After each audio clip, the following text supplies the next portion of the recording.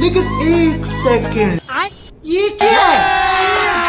अभी मजा आएगा ना भिड़ो।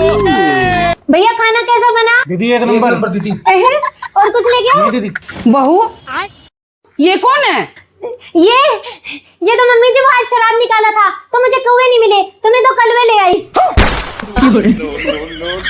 पर श्राद्ध किसका निकाला है तूने? मम्मी जी आपका। कृष्ण जगन्नाथ प्रेमानंद, ये क्या हुआ? मम्मी जी मुझे याद था, आपने कहा था सामने वाली से 2 कदम आगे चलना।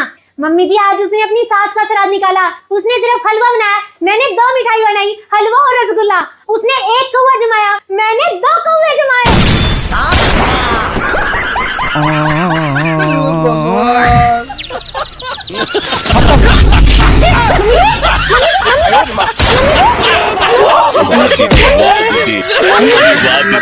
मम्मी